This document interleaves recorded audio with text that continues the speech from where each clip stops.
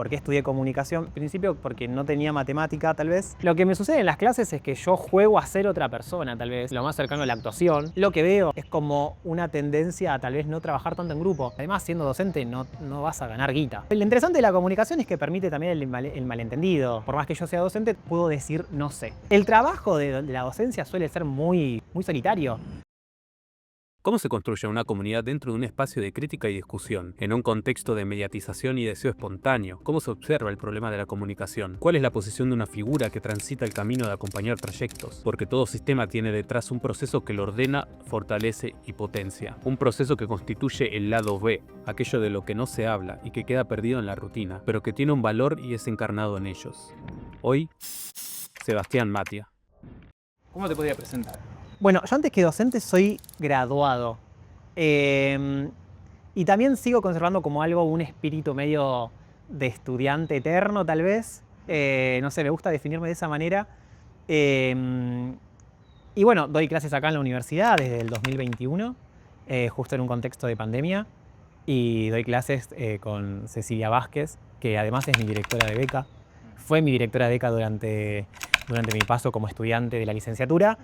Y bueno, en eso que nos brindaba la universidad pública, y en este caso la Universidad Nacional de General Sarmiento, fue un sistema de becas que permitía el acompañamiento en este caso, de mi trayectoria en la docencia y la investigación y la docencia, y ahora como docente en la universidad. Y ahora con una beca doctoral sigo atado a Cecilia, un poco por decisión y un poco también porque ella creo que ella también decide, espero, y creo que en ese sentido me termino sintiendo un poco más como un estudiante eterno, que a veces ocupa un rol de graduado, a veces ocupa un rol de docente, y que en eso trata de tejer comunidad, sentidos, etcétera, junto con los estudiantes y los graduados, y en particular con los graduados y las graduadas, que es como el, el claustro donde yo más me siento cómodo. Sí, igual yo tengo ahí una noción, una perspectiva de que uno nunca deja de ser estudiante, porque uno siempre termina aprendiendo, por más de que tenga 40, 30, 50, 60, uno siempre termina aprendiendo de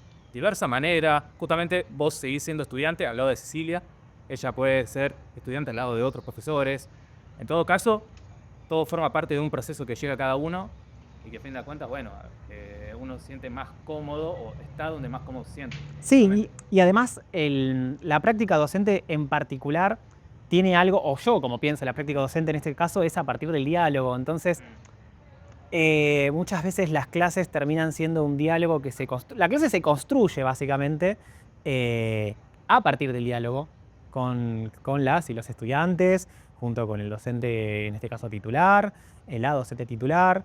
Pero me parece que es eso, ¿no? La clase funciona a partir de la construcción de un diálogo, de poner en común, que nos permite tal vez tratar de abordar algún concepto, alguna idea, y darle un poco más de bagaje académico, si se quiere, un poco más de cuestión, también porque la propia universidad lo permite. Digo, en cualquier establecimiento educativo, digo, más formal, menos formal, pero me parece que lo interesante también es justamente tratar de pensar que eso que se va construyendo en el aula o en otro lugar que no sea el aula, tiene también un poco por más que yo sea docente, también puedo decir no sé ante una pregunta. Y en ese lugar de posicionarse también como un sujeto, educador tal vez, que no sepa algo, permite también esa construcción de ese estudiante, y a partir de eso se va a hacer algo que va a ser una clase un poco más amena, un poco más charlable, siempre sabiendo que hay una jerarquía que, digo, el docente es el que termina poniendo la nota. Sí. Entonces ahí también hay una cuestión De preguntas sobre eso, de nota, correcciones. Bueno, ok. Bueno, y charlando un poco sobre todo este tema de la comunicación Ujú. y el diálogo, ¿qué concepciones puedes decir que tenés vos sobre la misma comunicación en sí? Ok, si yo tengo que responder en el sentido más académico, académico, yo puedo decir en cierta manera que hay como dos grandes formas de pensar a la comunicación. Una más lineal, en el sentido más de información, de transmisión, si se quiere. Y después hay otra que parte más desde la idea de la comunión, de poner en común, de comunidad.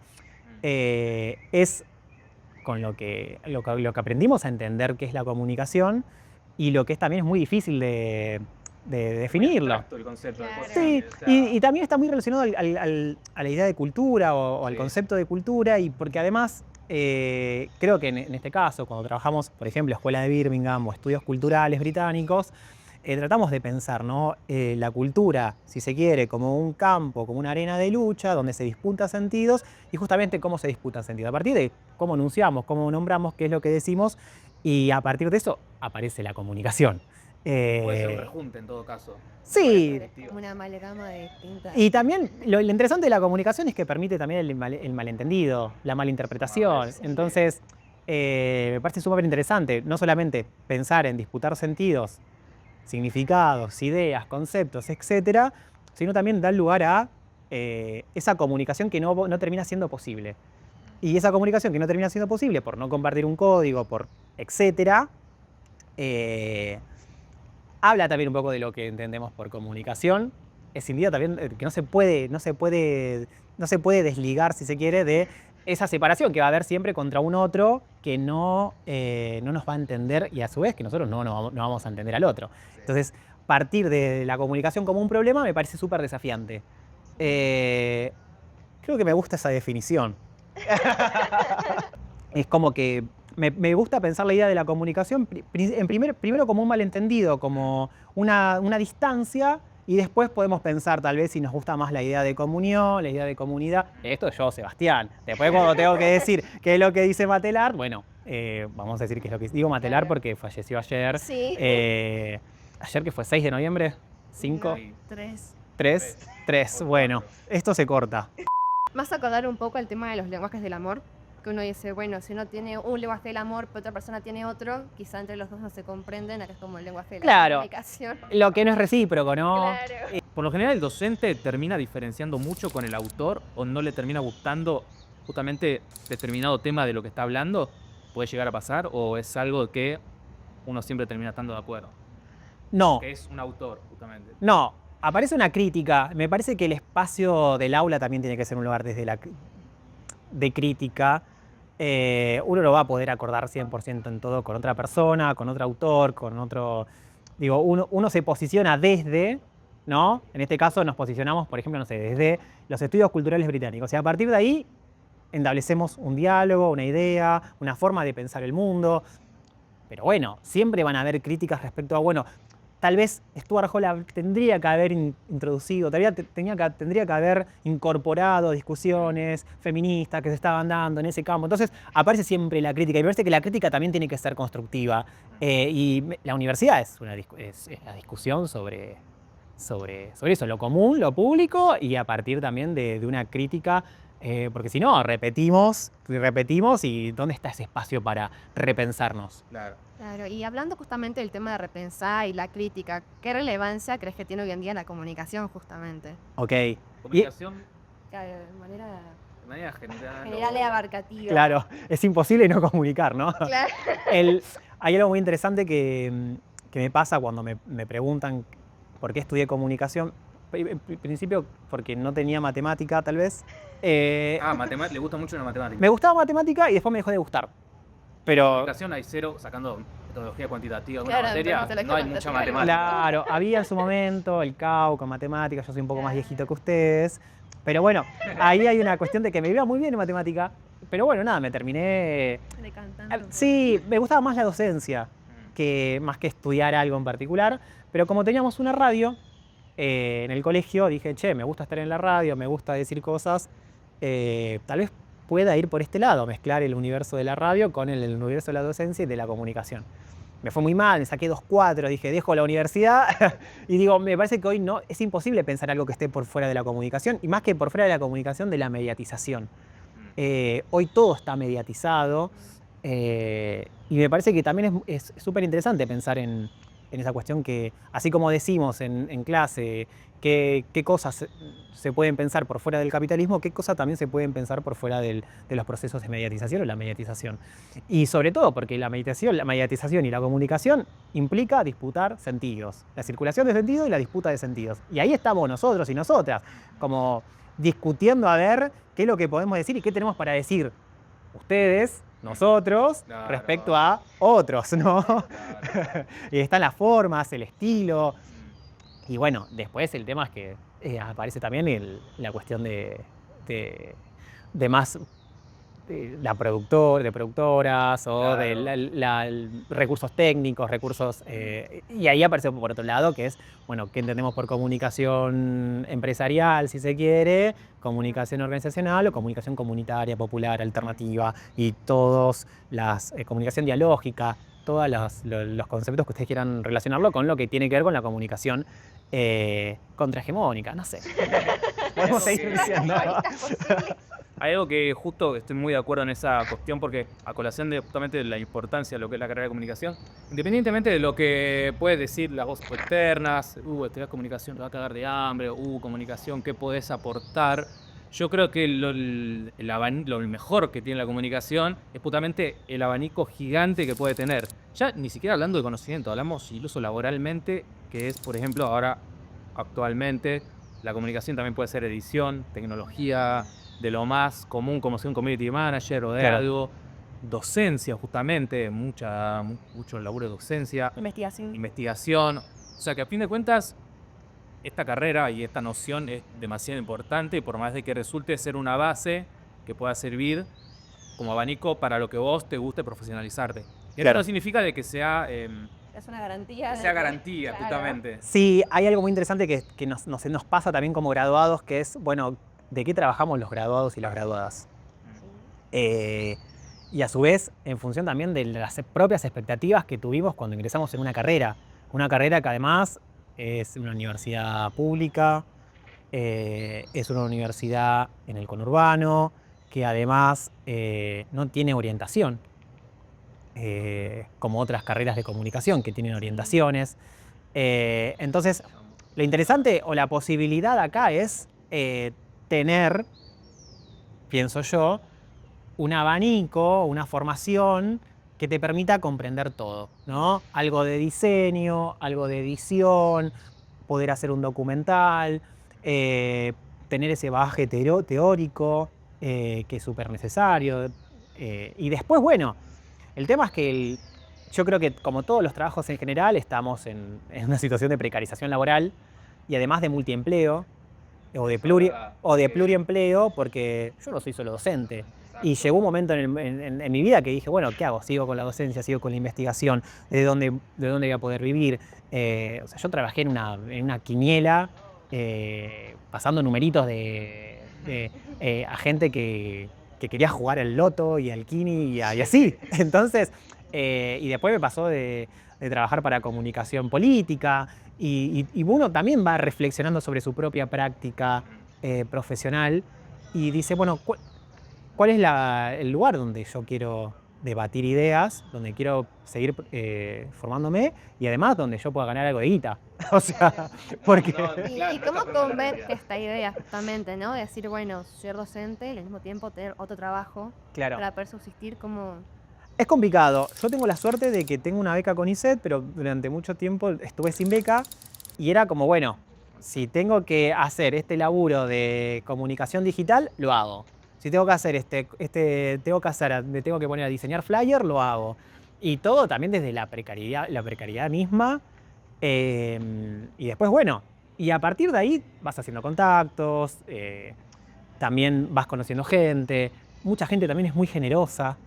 Entonces me parece también que siempre es como un lugar de agradecimiento, los lugares de laburo y después, bueno, seguir reflexionando sobre nuestra práctica laboral, que además implica también reconocerse como estudiantes que vienen de familias trabajadoras, que son primera generación de universitarios y que además laburan. Entonces laburan, estudian y en el medio de lo que venga, de lo que sea y como sea, para ver si la universidad nos da ese lugar también de ascenso social. Relación docente-alumno. ¿Cómo la puedes describir? Aunque ya estuvimos hablando bastante. Sí. ¿Cómo es? Pero sobre todo dentro del ámbito de la clase. Dentro de la clase. La clase es mi lugar seguro. La clase no, el aula es mi lugar seguro. ¿Puedo mirar a cámara? Tipo, Sí. el aula es mi lugar seguro. Llora. No, la relación del estudiante con el docente me parece que es un vínculo más, una relación más, Lo que me sucede en las clases es que yo juego a ser otra persona, tal vez. Lo más cercano a la actuación, me parece. Yo quería ser actor. Yo quería hacer eso. Quería hacer todo. Y astronauta. claro, solo quería ser actor. Y después cuando dije, che, no soy el que se ve representado ahí en Cris Morena, dije, bueno, ya está, no es para mí. Entonces encuentro en la docencia un lugar en el que puedo jugar a ser otra persona. No sé si otra persona, pero por lo menos ponerme en el lugar de otro. Y me gusta siempre ponerme, y un poco elijo la docencia tal vez por el lugar o por el docente que no tuve en la escuela secundaria. Siempre pienso mi rol como docente en función de las expectativas que pueda llegar a tener mi estudiante y a su vez de que el estudiante se vaya con la mejor, con una clase que tenga sentido, que diga, che, mira, viajé 3 horas para venir acá, el colectivo estaba lleno, vine en hora pico. Y la clase fue horrible. Y la clase fue horrible y no entendí nada. Y me parece que es un vínculo que se construye desde antes de empezar la clase, con una pregunta por un partido de fútbol, por, che, ¿cómo está el clima? Y que después se va tejiendo a partir de un vínculo que se sostiene. Y muchas veces me pasó de ver más a mis estudiantes que a mi familia. Y son como una familia en cierta manera. Pero bueno, cada cursada también es muy diferente a la anterior. Y la siguiente va a ser muy diferente también a las anteriores. Y también el público cambia muchísimo. O sea, el público en ese sentido de los estudiantes. Los estudiantes que yo tenía, mayores de 25, que en otra universidad, teníamos un vínculo súper especial, pero porque ya desde el vamos, la propia dinámica taller habilitaba otro tipo de comunicación, a otro tipo de disposición y a otra forma de pensar también qué estamos haciendo acá en esta aula.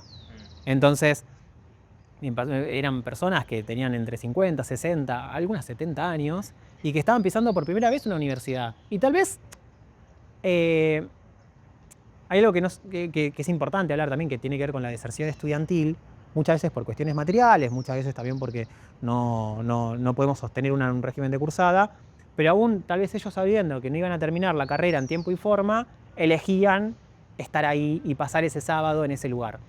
Y me parece que pisar la universidad, las pocas veces que se dan en la vida, en este caso, implica también tejer otro tipo de relación con el estudiante. Y me quedó muy en claro, me quedó muy patente, más que claro, de un estudiante que trabajaba para una ambulancia, que quería estudiar medicina en la UNPAS. Entonces, nada, tenía como 50, 60 años y él decía, bueno, no tuve la oportunidad de estudiar, no terminé el secundario, pero quiero ser, en algún momento de mi vida, la persona que no maneje la ambulancia, sino la que pueda ver a un paciente. Y a mí eso me desmorona. O sea, me rompe en 1000 pedazos. ¿Cómo puedo seguir una clase después de esa charla en una cursada sabiendo que aparece ese relato? Y ese es un vínculo que después habilita a seguir preguntándote por la familia, por la vida. Claro. Entonces, lo mismo con estudiantes de secundario. Me pasa que me encuentro con estudiantes secundarios que tuve en el secundario que están empezando la universidad. Che, ¿te acordás de esa clase que vimos? Y mucho sucedió en pandemia, donde también no los veía. Y bueno, se va tejiendo ese lazo que cambia según... Pero siempre tiene que haber una distancia entre yo soy el docente, vos sos el estudiante, vos mi vida privada no la ves, más si son menores de edad. Esto no quiero que lo veas, esto me lo reservo para mí, para mi vida. En todo caso, si dejamos de ser, tenemos otro vínculo que no es profesor-docente, nos likeamos, nos seguimos, vemos qué onda tu vida y nada más. Me parece que eso es lo interesante de pensar en cómo se van construyendo los vínculos con los estudiantes y algunos, lo que pasa también es que con muchos cursé. Entonces, Claro, que va mutando mucho también entonces, el claro, yo a vos te vínculo. conocía cuando cursábamos juntos una materia y después volviste a la universidad y ahora yo estoy en otro rol, entonces nos saludamos y eso también implica tener otra relación y otra construcción y eso. Y en el contexto actual, que justamente os mencionabas que hoy en día la coyuntura por ahí no es la más apropiada o la más fácil, ¿qué es lo que vos pensás que hizo cambiar más que nada la mentalidad del alumno siendo alumno? ¿En qué sentido? En el sentido que vos quieras. ¿Cómo es el alumno que...? En la coyuntura actual, Sí. en el contexto actual, que es difícil, que tiene muchísimos obstáculos. Ajá. ¿Vos pensás o ves al momento de dar clase que la mentalidad de los alumnos por ahí cambió un poco o no tanto? No, creo que no tanto. Creo que tal vez lo que sucede es que por ahí la participación en el aula es diferente según los estudiantes, pero también la participación del aula creo que en gran parte también es responsabilidad del docente. Si hay un docente que da un buen tema y no habilita la discusión, y es un problema. La verdad es que yo no sé si le voy a echar la culpa al estudiante.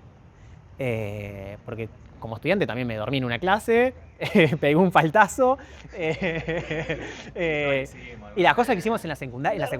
Y que las cosas que hicimos en la secundaria. Entonces, Pelote, todo. entonces yo no me puedo enojar con un estudiante que viene de laburar 8 horas, 10 horas y a las 8 de la noche está tirado para ver que encima tiene que estar pensando qué va a comer, qué va a cocinar, si los hijos se van a levantar temprano. Entonces, yo creo que el estudiante en sí, tal vez, lo que veo es como una tendencia a tal vez no trabajar tanto en grupo, pero creo que hay más una lógica de trabajo individual, que me parece súper interesante, pero también, bueno, hay momentos que se necesita también trabajo en equipo o trabajo en grupo, y que eso a veces genera un rechazo. Así como lo generaba rechazo en el momento en que yo estudiaba, y cuando era estudiante, y cuando fui a la secundaria, y... Hace ruido también en un contexto de, bueno, licenciatura en comunicación. Habilita, por más sea un poquito... A veces un grupo es problema. Claro, Entonces, es verdad también. me parece que va más por las expectativas, más por las cosas que ya pasaron y que pasamos, que es preferible tal vez un trabajo individual, no sé, pienso. Justo volvemos ahora con el tema de la IA. ¿Cómo lleva con la IA? A mí me pasó un momento este año que me dijo, podés... Creo que estábamos charlando, creo que era Copilot, ahora no recuerdo bien cuál era. La inteligencia de Microsoft. Sí, la de Microsoft. Y era como, bueno, che, que estábamos teniendo un diálogo respecto a la forma en la que yo quería encarar algo y no me resultaba. Entonces le dije, bueno, no sé cómo te puedo decir. Entonces me dice, bueno, podés decirme de la manera que quieras. Si querés puedo ser Juan, me dice. Yo, bueno, qué sé yo, Juan. Y después me dice, pero también me podés tratar en femenino. Entonces me tiene otro nombre. Yo digo, bueno, esto se está yendo un poco de las manos. Estoy viendo Black Mirror. Claro, y me sentí un poco Black Mirror. ¿Se acuerda de lo que dijiste anteriormente en una charla? No, eso ya no, porque ya no tiene la posibilidad. Creo que todavía no tiene las funciones. No, ChatGPT lo puede hacerlo, pero tenés que configurar. Claro, pero no, creo que me parece que la inteligencia artificial es un... No sé, antes era el rincón del vago, tal vez, no sé, pienso en buscar resúmenes o algo por el estilo. Antes era el rincón del vago, antes era Wikipedia. Y digo, también me parece que la inteligencia artificial en la educación, me parece que es una posibilidad. Es una posibilidad tanto y en cuanto, esto se repite hasta el hartazgo, pero es cómo saber utilizar esas herramientas, cómo hacer un prompt, bueno... Pero me parece que más allá de eso, me parece súper interesante para encontrar un estilo de escritura, para encontrar una palabra que no me sale. Entonces me parece que es interesante para poder dialogar. Muchas veces el trabajo de investigación y docencia, muchas veces no. El trabajo de la docencia suele ser muy individual, muy solitario. Salvo que vos tengas un equipo de laburo, digo, dar en la clases en una universidad, si sos docente contratado, si vas a la escuela. Vos estás solo en el aula con tus estudiantes y chau, te vas a otra escuela y te vas a otra escuela y te vas a otra escuela y así constantemente. Entonces, me parece que también hay un espacio de construcción de cómo preparar una clase, cómo encarar una clase, tal vez que a veces no nos sale y decís, che, mirá, iba por acá. Entonces, en vez de hacer esta actividad, hago esta otra actividad. Pero bueno, qué sé yo, me parece que lo interesante es no dejar todo en la inteligencia artificial, porque la inteligencia artificial no te va a resolver nada. Y sobre todo porque también en ese momento, pienso ahora en las formas que estamos teniendo los docentes, también de evaluar, y bueno, esto está escrito con inteligencia artificial. Bueno, a ver, entonces, digo, y uno tiene que demostrar saberes en algún punto. ¿Y cómo demostrar saberes? Sí. Bueno, la oralidad me parece que se está recuperando una cuestión de la oralidad y de la memoria, que me parece interesante volver a recuperar, no dejar ese lugar de la memorización, si se quiere, más que de la memorización, de aplicación de conceptos, y que los conceptos tengan, Se pueden integrar. que se puedan integrar, aprender, diría una ex docente mía, aprender con H. Aprender y aprender. Exactamente. O sea, ahora, justamente la IA no te soluciona nada. O sea, no te soluciona todo, mejor dicho. Ahí va, sí. Pero ¿qué es lo que puede tener una inteligencia artificial que un docente no? Vos decís el proceso de enseñanza de inteligencia artificial. Cualquier aspecto. Por ejemplo, Y no sé, ahora, por Disponibilidad ejemplo, 24 horas. todavía no puede medir el clima de una clase. Che, el estudiante se está durmiendo, ¿qué tengo que hacer? Meto un chiste, ¿viste? Sí. Chistardo acá, no sé qué. Me he visto de payaso. También es eso, ¿viste? Como, ¿nos tenemos que vestir de payasos todo el tiempo para ser entretenidos? Digo, para llamar la atención. Entonces, me parece que hay un montón de recursos que me parecen súper interesantes a la hora del hacer. Entonces, no sé, en una materia teórica, hacer un collage. Con revistas. ¿Hace cuánto que no hacemos un collage? ¿Hace cuánto que estamos 2 horas sin usar el celular? ¿No? nos pasó. Entonces, me parece súper valioso eso, como pensar en esas estrategias que uno va haciendo para efectivamente dar cuenta de que la inteligencia artificial no es un docente. Entonces me parece que eso es lo interesante que tiene también el ejercicio docente, que es como, bueno, capacidad crítica y capacidad de dialogar. Digo, si no sé hasta qué punto va a poder reflexionar la inteligencia artificial. Me parece que eso es lo interesante que tenemos, el proceso de reflexión. Digo, después vos le decís y ejecuta. Y gasta agua y mucha agua. Yo hoy quiero retomar porque me gustó lo que decías de qué tanto tiene que hacer el docente por ahí o cuánto tiene que poner de sí para ver como una retroalimentación. Ajá.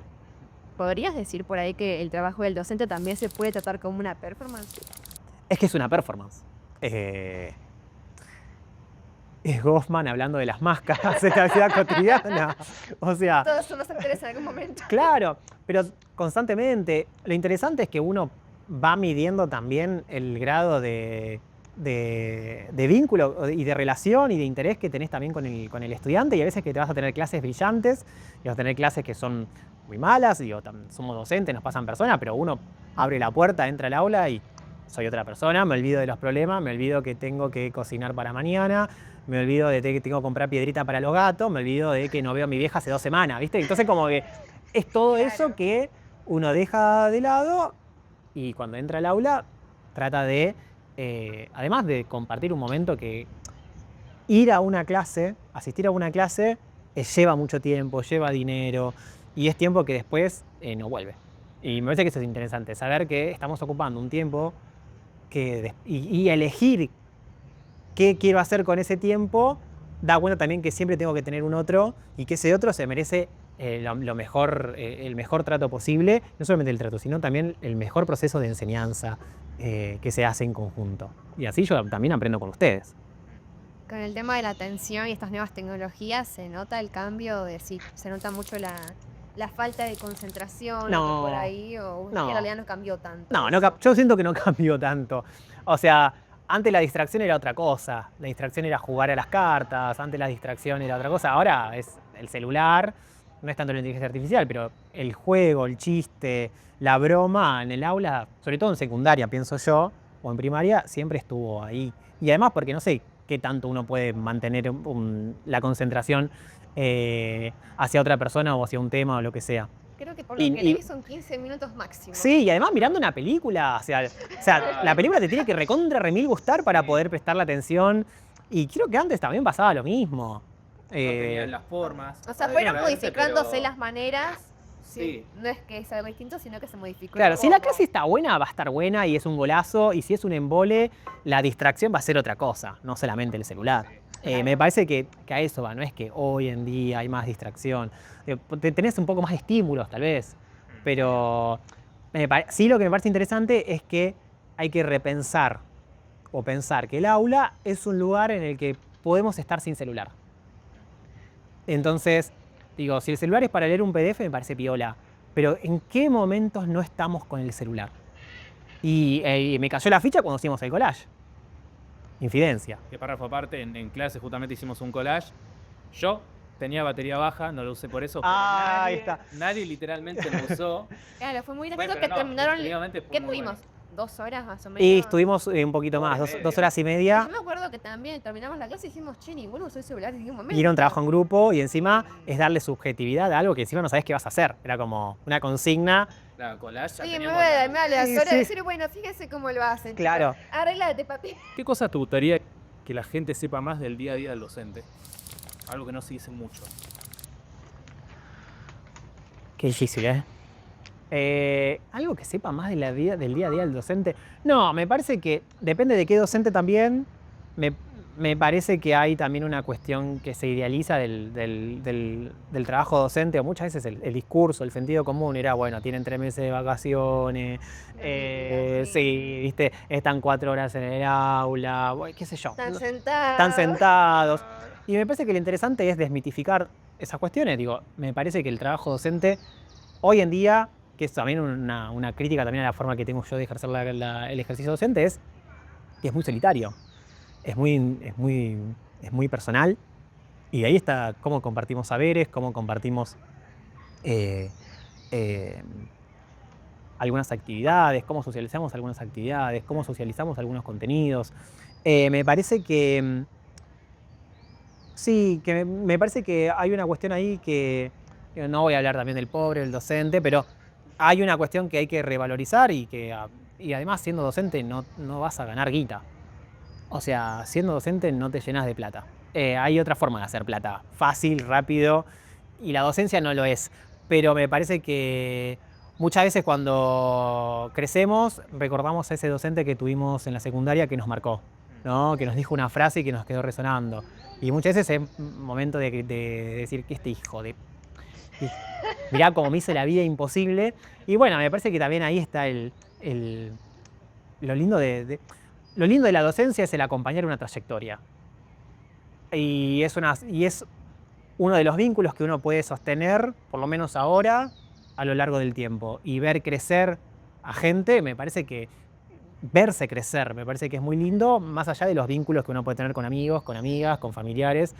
Eh, y me parece que volver a valorizar eso, o poner en foco eso, o visualizar eso, además de cómo tenés que armar una clase, de cómo si sos docente secundario, los desafíos que te presenta no solamente el propio sistema, sino también los padres, los tutores, los directores, si tenés directores o si tenés secretario. Y bueno, y ahí es todo una gran cosa que, bueno, depende mucho del lugar en el que estés y de las horas que vos tengas frente a clase.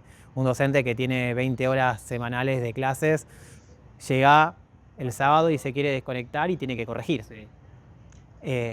No No sé cómo hacen a veces, la verdad, pero... No, bueno, pero Sí, el problema es ese, ¿no? Del cómo,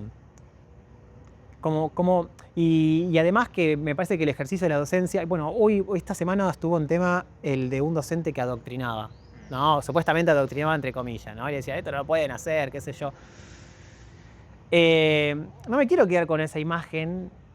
Digo, ningún docente debería, entre comillas, decir, no sé, adoctrinar, si se quiere. Me parece que eso es lo que sucede también en el sentido común.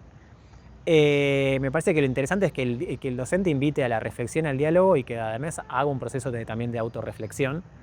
Eh, porque si no, la mirada es en el colegio te adoctrinan. Y si en el colegio te adoctrinan, la verdad es que no estaremos viviendo en este lugar que vivimos, en este momento en el que estamos viviendo, con estas subjetividades que están estando hoy en día. Entonces, ahí hay una crítica también al ejercicio de la docencia, es, che, ¿estamos viendo esas problemáticas? ¿Tenemos esos lugares para debatirlos? ¿O todo sigue igual? Y sigue, y sigue, y sigue, y es una escuela que además no tiene financiamiento estatal, que muchas veces el Estado no se hace cargo, que las condiciones son malísimas. Bueno, todo eso hace también a repensar cuál es el lugar de la escuela, el lugar de la universidad, el lugar de un centro de formación profesional, el lugar de un lugar que ofrece cursos online y bueno, ver en eso qué se entiende por ese docente, ese acompañante, ese guía, ¿no? Como quieran llamarlo ustedes, que acompañe una trayectoria. Creo que cerramos justo redondito toda la nota, antes de que llueva, que ya se quiere todo Feo. mierda. Bueno, este fue uno de los ejemplos tantos que vamos a mostrar posteriormente en la sección lado B. No sé si tengo que ver esa cámara, esta o esta, vamos a ver esta mejor. Entonces, bueno, ¿cómo la pasaste? ¿Bien? Yo la pasé muy bien. Muy bien. Es más, tenía mucho miedo. Porque Bueno, dije, ¿qué me van a preguntar? no le vamos a preguntar. ¿Me van a tomar examen? No le vamos a preguntar, profe, ¿estás de acuerdo que auditen? No. No. Pero bueno, No, me parece que es eso, revalorizar en la categoría. Y agradezco estos espacios porque no se me hubiese ocurrido a mí entrevistar a un docente cuando era estudiante. A muchos era como, bueno, tengo que cursar, y ya está. Pasa, Pero bueno. pasa. Bueno, entonces esto sería todo, gente. No sabemos cómo se va a subir el video, pero lo vamos a subir próximamente. Así que nada, me gusta, compartan lo que vamos a subir también en las redes sociales como cortos de esto para YouTube. Así que nada, lo vemos en la próxima y ante todo, antes algo.